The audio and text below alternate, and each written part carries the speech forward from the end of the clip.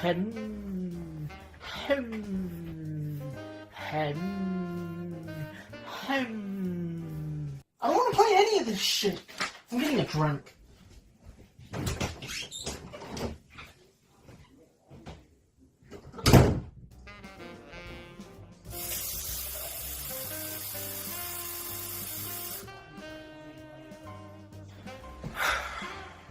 I need to get another video done. There's so many games to choose from. What should I do? That's it! I'll use a random number generator. Alright, let's see here. 15. Alright, which one's that? Cuphead. I mean, it interests me. I have been wanting to play it for some time, but it's not the kind of game I want to spend the third video on. I don't want to save it for the future. Try that again. Right, what else is there? 4. Okay, what's that one? Mega Man. I can work with Mega Man. Yeah. Okay, Mega Man it is. Let's go. You know what? I'm actually really excited for this. I've always wanted to get into Mega Man ever since I saw it on, I think, Game Grumps or something. And what better time than now for a review? And it should be fairly short as well. I mean, it's an NES game, so it shouldn't be too long. Either way, let's do this.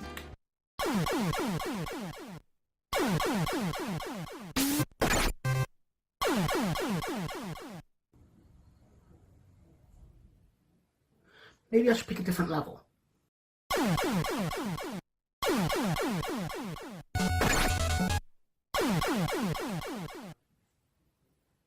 So Cuphead then. Now funnily enough, that little intro skit wasn't fake.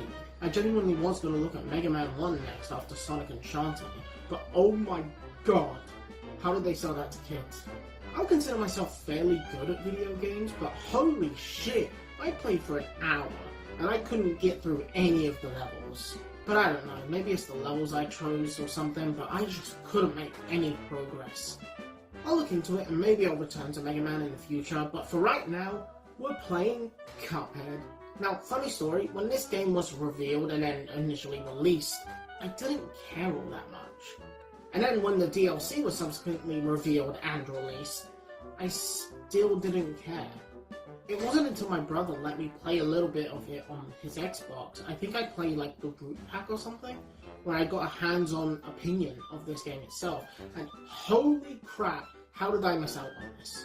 I knew that when I played it then, that I needed to do a review on this game, and well, here we are. And what better way to start then, with the story. Our story starts in Inkwell Isle, with our protagonists Container Face and Beaker Boy being washed over by the wise Elder Kettle. And suddenly, as they're trying to catch butterflies, they end up at the Devil's Casino, which is on the entire other end of Inkwell Isle and past the circus, so how they managed to get here so blissfully unaware, I guess we'll never know. And of course, since they're at a casino, they indulge in some child-friendly gambling, and they find themselves on a winning streak. That is until the devil shows up and makes a deal with our heroes, and if they lose their next roll, they'll have their souls. So Cuphead, in his infinite wisdom, doesn't decide to quit while he's ahead, but rather accepts the devil's deal, and what happens? He loses. Facing the consequences of their own actions, our heroes beg and plead for their lives, saying there must be a way they can repay him. To which the devil says there actually is, and all they need to do is collect the souls of the devil's runaway debtors, and he might pardon them. Gambling. Don't do it, or you may be forced to kill. This story is a fun time, and it's a good introduction to our protagonists, antagonists, and the world as a whole. After this, we get a little tutorial showing us the basics of the gameplay, and it's pretty easy. I don't know anyone who'd struggle on this.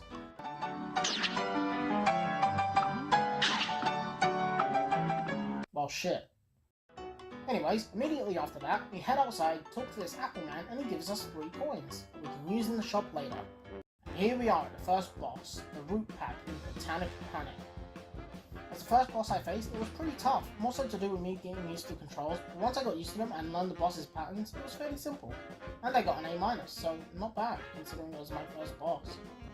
After this, I decided to go to Porcrine's Emporium, which is the shop for this game, and I decided to get a smoke bomb, because to me, it was the best thing to get. Don't get me wrong, an extra hit point is good, but I'd rather be invulnerable when dashing to avoid damage than have an extra hit point and doing less. After this, I decided to change the control so it was more comfortable. Jamcon, why did you change the controls? It's how the developers wanted you to play it. To which I say, then why did they give me the option to change it in the first place? And two, this game has what I like to call face button syndrome. You see, every action that Cuphead does besides switching weapons and knocking on is done with the face buttons, with jump obviously being on X, shoot being on square, the X shot being on circle, and dash being on triangle. You know what that leads to? Your thumb being on X and square to jump and shoot, and then moving your thumb over to triangle to dash, and your thumb goes over circle and you're doing the X shot instead. So to make it easier and more comfortable for me, I decided to change shoot to the right trigger and EX shot to the left. Because not only is it more comfortable to use, if I'm locked on and shooting, my thumb is completely free to move the right stick, something that's not too easy to do without moving your other hand. Hopefully that clears it up to all 4 people that were asking, and now we can return to the game. And here we have our first running gun level named Forest Follies, and man, these are tough. This is a level I could see myself needing the extra hit point for. The main problem I ran into were these acorn guys that I kept forgetting about. Once you figure out the layout and what each enemy does, it's quite rewarding to get through. On to our second boss now, Goopy Legrand in Ruse of Illusions. Now I must admit, I kinda cheated on this one. Remember what I said at the start of the video that my brother let me play a boss on his Xbox to get used to the controls? Yeah, this boss was it. So learning all the different phases and what he does, all of that was done before I even made this review. With that knowledge in my mind, I was able to beat this boss fairly easily, and on my first attempt no less. Still got B- though.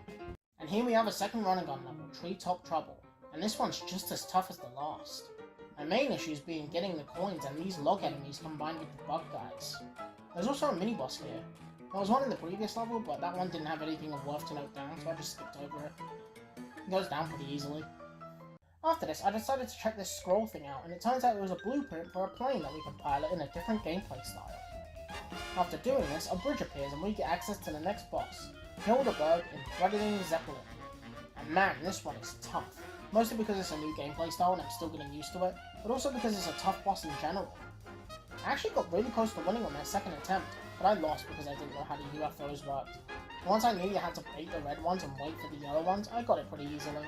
And with an A-, so that's good. Oh, and one more thing about this boss. Smash. It's after this where I found the Mausoleum. It's a pretty fun minigame where you have to parry ghosts before they get to this chalice.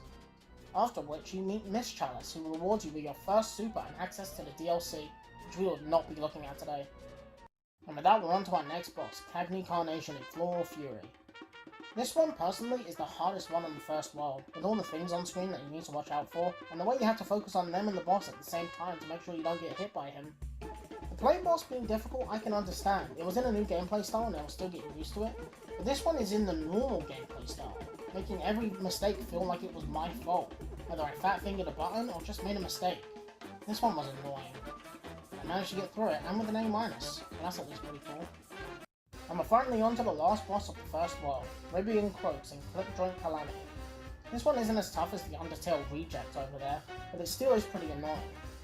But once I realised he was vulnerable as the slot machine during his attack phase, he basically disintegrated into my hands. And that's it for all the bosses. All we need to do now is talk to King Dice and it gives us access to Inkwell Isle 2. Before that though, I decided to go back to Porkrind and buy some things with the 11 coins I had. Decided to get the roundabout shot and the spread shot alongside the pea sugar, just because I thought they'd be the best things to get for me.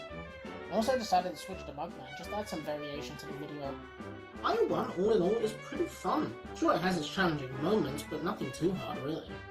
Also, I was told by many people that this game was hard, but I'm really not seeing it. Maybe it's just because I'm a god gamer, maybe I'm just good at recognizing patterns, or maybe people were just over-exaggerating the difficulty back in 2017!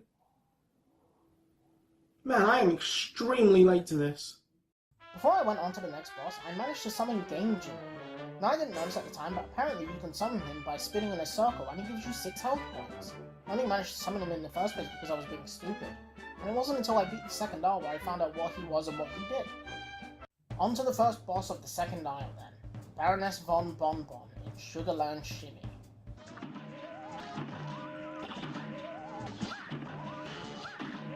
Me and my big fucking mouth. This boss is annoying. It starts with you fighting 3 waves of different enemies. There's the Jawbreaker, the Muffin, the Gumball Machine, the Waffle, and the Bane of my existence. You have to fight at least 3 of these every single attempt, all while these jelly beans run across the floor, forcing you to jump over them. Despite all these things though, it is pretty simple to get them all down, so here are my tips for dealing with each of them. The Gumball Machine is actually fairly simple to deal with. You see, if you stand far enough to the left or right of the screen, he actually can't attack you himself, meaning all you have to do is avoid his gumballs and jump over the jelly beans. By far the simplest one. The Muffin is just as simple. Just keep track of where he's going, avoid the shockwave of cream, and you're golden. Think like Goopy the Grand. It's basically the same thing. The Waffle is difficult for 2 reasons. 1, his attack pattern of shooting 8 pieces of himself out in a straight line, and 2, his awkward flight pattern that puts him in weird angles, causing his pieces to go at a weird angle. But if you can deal with that, you should be fine. And finally, the Candy Corn. Now this one I think might be one of the easiest ones to do, because the solution for him is actually kind of simple. You see, all you have to do is wait for him to come out of the castle, and as soon as you see him, you pause and hit retry, because I'd rather die than try and figure out his patterns. After you've dealt with them, you're on to the final phase of the fight, where she sends out rolling peppermints and her own decapitated head to attack you. But if you can avoid those and you have the boomerang shot, you should be fine. And we're done! A semi-tricky boss to start off the wall, but then again, maybe I just picked a really hard one to start off with. I'm sure not every single one of them is that hard. Anyway, on to the next one. Beppy the Clown in Carnival Kerfuffle.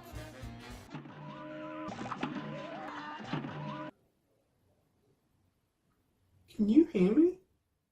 This boss is actually a lot like a real clown. It's annoying, it has erratic movements, and I won't stop until I see it burned at the stake. The first phase is simple enough to understand. Shoot all the yellow ducks and parry the pink ones so they spin and are out of your way, and jump over Beppy when he decides to charge towards you. The second phase is more tricky but still easy to grasp. Just shoot at the dog balloons and parry the pink ones if you can, and shoot at Beppy whilst avoiding a train passing by. Personally, I like to use the spread shot for this phase because it does more damage and hits a wide area, making the dog balloons no problem. The third phase took me a bit to figure out, but once I did, I'd say it's one of the easier phases in this fight. All you have to do is avoid the horseshoes that Beppy's donkey is vomiting, and jump over the same train from earlier. I actually found that if you stand under the donkey, he doesn't damage you. All you have to do is watch out for the train. And the fourth phase is by far the hardest bit. You have to jump on these platforms whilst avoiding the train this time, because it has more people on it, so you're better off just staying on the platforms. After which he sends out these penguins, and I'm going to be honest, I don't know how you deal with these. I assume you just shoot them, but on my winning attempt I just used the super on them, and shortly after I won. So yeah, overall a pretty tricky boss, but a rewarding one to figure out. And straight on to the next one, Jimmy the Great. And this one is a plain level, so it's a nice change of pace. A pace that is quickly ruined, because I think this is harder than Hildeberg. So get this, he has 3 different starting attacks: the cat statues, the random bullshit assault, and the swords. Now the latter 2 I can deal with, but the cat statues suck, because not only do they home in on you and constantly fly towards you, but you have to deal with like 12 and you can only get rid of 3. Those 3 being the ones you parry, which considering there's so many on you at one time, good fucking luck doing that. It got to a point that much like the Candy Corn enemy in Baroness von Bonbon's fight, every time he started with the cat statue, I'd just restart the fight because I didn't want to deal with him. Either way, you deal with that and you're thrown into an auto-scrolling segment where you have to shoot the faces of these pillars and then fly through the gap they create, all whilst avoiding these spinning blades, after which you're allowed to progress to the second phase, where he sends out ghost mummies flying at different speeds and shoots his eye out in an awkward flying pattern. I just like to spam EX shots and supers here to get it over with quickly. After this, you're on to the next phase, where he makes a puppet of Cuphead or Mugman, depending on who you're playing as, and shoots at you. This one isn't too difficult, the only major problem being this hat that is constantly following you and periodically shooting in an egg shape around itself. And once you've beaten that, it's on to the final phase, in which he sends out these pyramids that are constantly spinning around you and occasionally firing waves in a plus shape around them. If you can somehow manage to get through and avoid all that, you should be able to beat the boss, which luckily I managed to do, and with an A, my best rank yet. After this, to give myself a break, I decided to tackle a running gun level, this one being called Funfair Fever, and it was fine. The only annoying part with these balloons exploding and hitting me, but once I realised all I needed to do was, you know, stop shooting them, I basically did it without much challenge. After this, I decided to check out the second Mausoleum, and this one, while trickier than the first, especially with the spinning ghosts, was fairly easy. Once I was done with that, I decided to head straight into the second running gun level for this world, Funhouse Frazzle. And this one is the worst one so far, mainly due to the gravity mechanics, but also the cavalcade of crap being careened towards your cranium. It took me about 25 minutes to finish, but I did it. But no more like that, please. I don't know if I can handle it. After that, and a bit of a break, I took on the next boss, Woolly Warbles in Aviary Action. And this one is by far, undeniably, the #1 easiest. Yeah, I didn't have a problem with this one. That was all to set me up for the final boss of the world. And little did I know that this boss would test my limits no other boss had done before. It would put me through all the stages of grief and drive me to the point of insanity. So much so that I was considering stopping and scrapping this video altogether. Grim Matchstick in Fiery Frolic! Where to begin with this one? I mean, it starts with him shooting 2 sets of 3 rings at you, the last of which you have to parry. Except no, because every so often, and for seemingly no reason whatsoever, you could decide to shoot 3 sets of 2, or even 2 sets of 4. So you better make sure you're keeping track of that whilst shooting at him, whilst also platforming above clouds that the rings can go through. After that, you have the fireballs, which move in a wave pattern, starting from the top and the bottom, and even doubling up in the middle. Seems simple, right? Except, what's that? Right, it's this smelly lizard's tail, and it will shoot up wherever you happen to be standing, boxing you in so you can't run away. After that barrage of bullshit, we're on to phase 2, where he opens his mouth, unspools his fire hose tongue, and a fire marching band starts walking along it. But every so often, a few of them jump up to attack you, so you need to dodge, while shooting at the dragon, whilst again platforming on clouds. But Jamcon, I hear you asking, what about the attack patterns? They must be easy so you can react in time. To which I say, bitch, what attack patterns? It feels like complete chance whether or not they feel like jumping. One attempt you could have a decent attack pattern where they jump one at a time and leave a gap so you can calm down. And then the next you get to this phase and you could get 3 jumping in a row in different directions, not giving you any time to breathe. And it lasts so agonizingly long! And then we have phase 3, where the dragon somehow turns into a hydra, starts shooting orbs that one shot scatter into 4 pieces, and he breathes fire. To this day, I still have no idea how this phase works, or what I do in it. Even on my winning attempt, I was just shooting, platforming, and panicking. Oh, and every time you die, you have to watch his starting animation, which after a while starts to look like This boss didn't take me 1 hour. It didn't take me 2. Nor 3. This boss, from my first attempt to my last, took me 5.5 hours, and this is only the second round! If you want my advice for this boss, I'm sorry, but I just can't give it to you. Because I don't even know what I did to beat it. I'd say just play it for yourself, see what works for you, and go from there. But God, please, take breaks. I only did it in 1 sitting because I'm extremely stubborn and I wanted to get the video done. Please, for the love of all that is holy, take regular breaks. Don't be me. After that trauma-inducing boss, we get our last contract of this world and we can finally move on to the next one. Let's hope the next few are easier than that, because I don't know if I can handle much more. Before that though, I decided to switch back to Cuphead for this aisle. But don't worry, Mugman fans, he will return for one more boss a bit later. Aisle 2 is such a change of pace from Aisle 1. I mean, I've heard of difficulty spikes, but this is more of a difficulty shotgun in the way it challenges you. The only boss I found vaguely easy was Woolly Warbles, and that's really not saying much, considering that boss has its own fair share of challenge.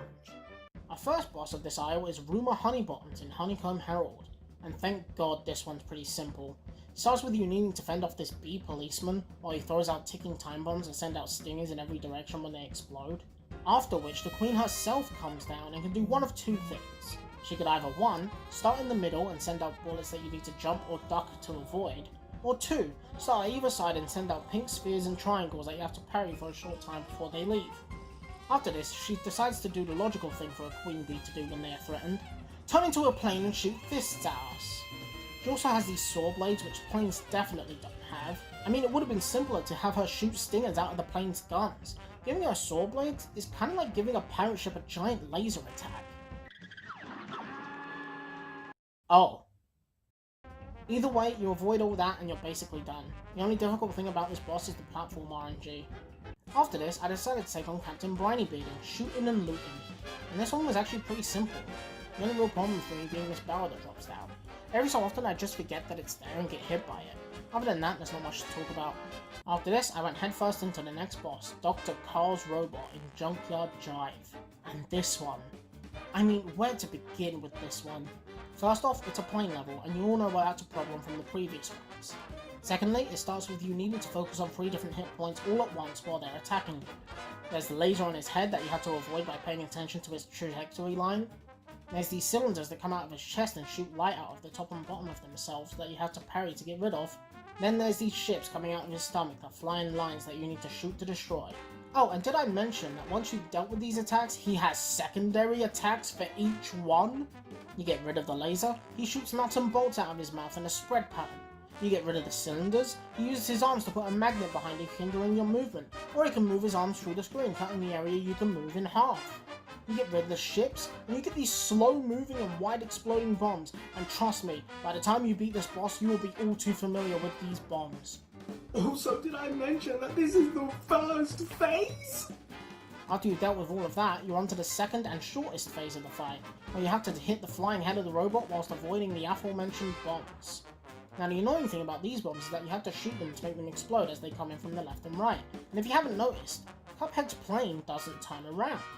So this leaves you circling around the bombs on the left to shoot and destroy them. But as I mentioned, they like to follow you, so this leads to many moments where you circle around them, but because of the way they move, they can turn to face you and you can accidentally hit them, causing them to explode, which happened way too many times for me to count. If you can somehow get through that without dying, you're on to the final phase of the fight, which just so happens to be the remaining 90% of this fight. He only has 2 attacks, both of which being basically identical, so it's pretty simple. You can either shoot red projectiles at you or blue ones. The blue ones move quick, but the spaces in between them are wide enough, so it's not really that much of a problem. The red ones move slightly slower, but to compensate, the spaces between them are made way smaller, making it way harder, all while having to avoid touching these electric walls, so you can't stick to the top left or bottom left on this one. Or this wouldn't be an issue, but again, it takes up 90% of the fight, and chances are you will be doing this for about a minute. Oh, and need I remind you that if you die on the last phase because of something you didn't have enough time to react to, you're back to the beginning and are forced to do all the annoying phases just for the chance to try it again. I couldn't do this one, and trust me, I tried, but small mistake after small mistake, it kept on piling up until I couldn't bear it anymore. I exited the level, summoned Game Jimmy, and went in again with double the hit points. And even then, I was just barely able to do it. This boss was the worst one of this world. Which is a good thing, because most of the bosses from here on out get way easier and simpler to beat. A good example of this being Sally's stage play in Dramatic Fanatic. Her first phase has pretty simple attacks which are easy to avoid, the only one of note being the one where she drops down from the top of the screen wherever you happen to be, and a quick dash will help you avoid it. The second phase, while being more hectic with more things to watch out for, isn't too hard. The only problem here is the toy cars that you need to jump over and then avoid when they drop down from the top of the screen. Third phase has a very full Final Fantasy as she starts casting spells like Meteor, Thunder, and Big Wave. It's pretty simple nonetheless. And phase 4, where you have to avoid her umbrella that's now acting like a spinning top, and dodge roses coming from above screen, some of which you can parry. Overall, pretty simple boss. After this, I felt like I was on a bit of a winning streak, so I decided to take on yet another boss. This one being Werner Werman in Murine Corps. This one's pretty difficult, but nothing I can't handle. He starts by either launching an assortment of garbage at you, some of which you can parry, or launching exploding cherries at you, but the explosion sends a wave of fire towards you, so make sure you jump over that. After that, you're on to phase 2. Yep, that's the entire phase. Take notes, Dr. Carl. Botanic. Pingers! Phase 2 has you jumping to the top level or dropping down to the bottom level to avoid the fire he shoots out, all while avoiding these saw blades made out of bottle caps. Now correct me if I'm wrong, but isn't this the first time that we've needed to use the drop-through platform mechanics on a boss? And if it is, that's weird, because after this it never comes back. Makes you wonder if they programmed more bosses with that mechanic in mind but eventually scrapped it. After this, we're on to the third and final phase, where the cat that's been staring at us in the background this entire time bursts through the wall and attacks us. He only has 2 attacks. He attacks you on either side of the screen using his claw, and all you have to do is go to the opposite side and dodge the falling debris. And he opens his mouth, sending out ghosts to attack you that you can get rid of by shooting him. After you've done that and dealt enough damage to the cat, you beat him and reveal it was the mouse controlling the cat the entire time. Pretty simple boss when you figured it out.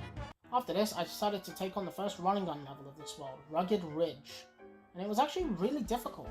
With the go guys throwing their pickaxes like boomerangs, the stone lines that push you back every time they roar, this elevator segment where you have to kill a ton of enemies coming at you, whilst not forgetting to grab this coin, which trust me, is really easy to do. These wall guys that spit oil at you in a weird bouncing pattern, it has it all. I actually found that the best way to get past most of the beginning segment was to use the smoke bomb dash to skip the goat guys. And you can actually use the pink droplet the wall guy sends out to get over him, skipping this segment too. After all that, you end with the chase segment against the Cyclops as you platform your way to victory, which, platforming plus not being able to kill the enemy, yeah, it doesn't really qualify for a run-and gun now, does it? After this, I decided to take on the final Mausoleum, and this one's actually pretty tough. I say that because I lost a couple times.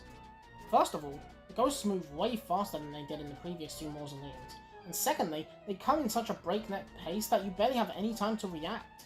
Also, there's these big ghosts that when you parry them split into two regular ghosts to worry about as well. All in all, a really tricky minigame that rewards us with our final super, Giant Ghost. Oh, and speaking of the supers, I basically only used the first one for most of my playthrough. The only time I used the other ones was when I wanted to see what they did. Other than that, I didn't really use them all that much. Onto the second running gun now, Perilous Piers, and this one is so goddamn hard, man. It starts with you having to avoid these fish that for some reason can exist outside of the water. Then you have to deal with these barnacles that shoot 3 projectiles into the air that you need to avoid. Then you ride on the back of these crabs, being sure to avoid the fish to get to the next part. After that, you need to platform over water whilst dealing with this lobster that covers 90% of the screen. Then you platform on these boards that tentacles are holding up, and after all that, you're on to the last part of the stage, as you ride an octopus that you can parry to break rocks, and avoid clams shooting pearls at you, and the shrimp that jump in an arc at you. I couldn't do this one. It was just too hard and too much. It even got to the point that on one attempt at the very end, I lost track of Cuphead altogether. I mean, where is he? So I decided to cut my losses and move on to the next boss, Calamity in High Seas Hi-jinx.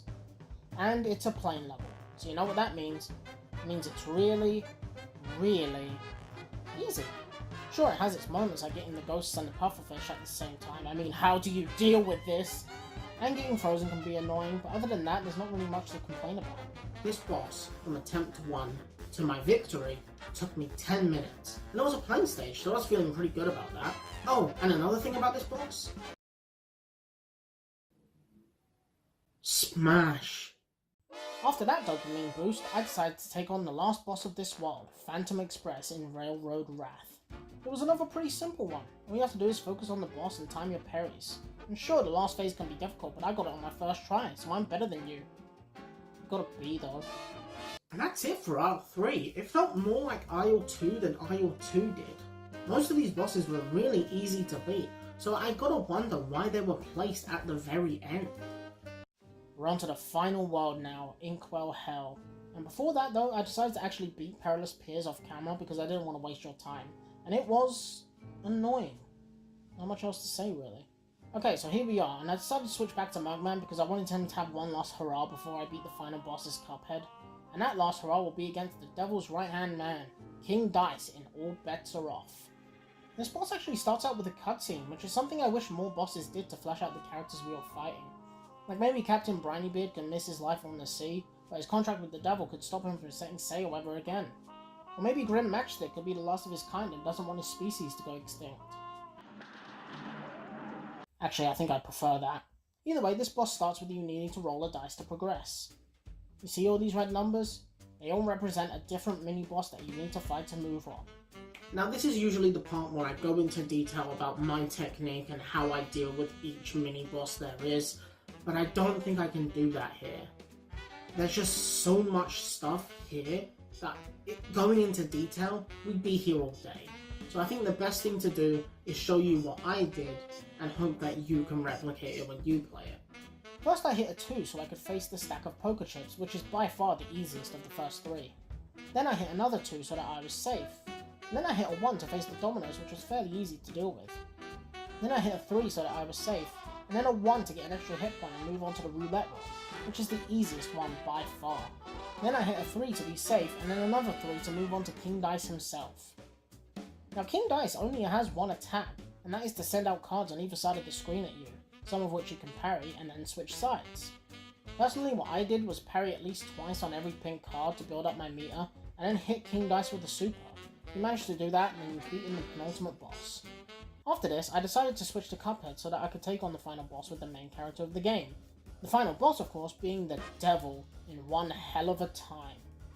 And this one, well, is the final boss, so obviously it's going to be hard. Let's take a look as to why. The devil has a lot of attacks in his first phase, most of which he can do whenever he wants, so there's no point in saying which one he does first. He can send his arms off screen and clap them together, forcing you to jump over them. Then he can spin his trident, causing one of two things to happen. Either he can send out 4 orbs at you, one of which you can parry as they bounce around the screen, or he can send out 6 flames that launch in your general direction that you need to avoid. Then he can take his head off and drop it from above you that you need to dodge. And finally, he can send his head off screen and sneak it along from one side of the screen to the other, that you need to run to the other side of the screen to avoid. All while trying to avoid these small demons running in from the side of the screen that you need to kill or dodge. Avoid all that and you're on to phase 2, where you have to shoot the devil's giant baby head while avoiding these flaming poker chips falling from the sky, that you need to jump from one platform to the other to avoid.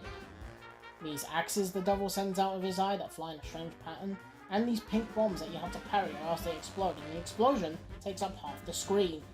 After you deal enough damage, you're on to the third phase, where the devil gets rid of 2 platforms on either side, limiting where you can move, and brings in these 2 things that shoot flaming skulls in a straight line while the platforms move up and down, all while the smaller blue demons fly down towards you and spin like a saw blade to attack. After that, you're on to the final phase, where the devil starts crying pink tears like the little bitch she is, that you can parry to avoid the flaming poker chips coming down at the only platform left. Get through all that and you're done. This boss was actually really tough for me, so much so that I actually needed to use my third and final wish from Game Jimmy to get 6 extra hit points, and still, even then, I was just barely able to do it. After this, we get a small cutscene showing our heroes burning the contracts they're collecting along the way, freeing the residents of Inkwell Isle from eternal servitude to the devil, after which they go home and celebrate, and promise to never wander into trouble ever again. And that's Cuphead, a brilliantly annoying game that tests your limits as a gamer. But before we go, I'd like to go through a few of my final thoughts when it comes to this game. Firstly, the music in this game is absolutely incredible. I don't think there's a single song in the soundtrack that I don't like listening to. The victory music, the hub world theme, the die house, and the Mausoleum are just a few that come to mind. It's all really well put together and encapsulates the era they were emulating perfectly. Secondly, as you know, I switched from Cuphead to Mugman multiple times throughout my playthrough, just to give it some variety, but other than that, there's no real reason to switch characters in single player, rather than if you like the character more. I understand that they needed 2 characters for the co-op element of the game, but in single player? I mean, it would have been cool to have Mugman, aka the little brother character, have an extra hit point in single player. That way, if you're struggling on a certain boss as Cuphead, you can just switch to Mugman and you've got an extra hit point, letting you get further in the level. I know this is probably just a me thing, but I thought I'd put this out there just to see if anyone else thinks that I'm right about this. Do you think I'm right? Do you think I'm an idiot? You're right, but this is about the video, not me. Thirdly, as I was making my way through this game, I couldn't help but notice that some of the bosses were in really weird locations. World 1's bosses are actually pretty well placed and good enough, so I won't really talk too much about them. It's in Worlds 2 and 3 where I really had a problem with the placement of the bosses in the world. I mean, why is the hardest boss in the second world? And why is he harder than the last boss you do before facing King Dice and the Devil? Plus, it doesn't even make thematical sense. I mean, it makes way more sense for a dragon to be protecting the casino, because those are the last 2 bosses. But what is protecting it instead? What is the only boss you can do to proceed to that area? A ghost train. Why? Makes me think that they shifted some of the bosses around in development. Other than that, all the bosses are in a pretty good place. Maybe put the bee boss in the first world so it matches the overall environment and with all the flowers and the foliage, so it just makes a bit more sense. I actually decided to go back into the game after the credits finished to see if I unlocked anything, and it doesn't look like it. Maybe if I go into a boss it'll give me something. Expert mode? Expert mode. Expert mode. So you're telling me that I just went through all that pain and anguish, and you want me to do it again on an expert mode? Nope! Nuh-uh! I'm out of here. I'm leaving. No, I'll look at the DLC some other time. Fuck this game. Nope.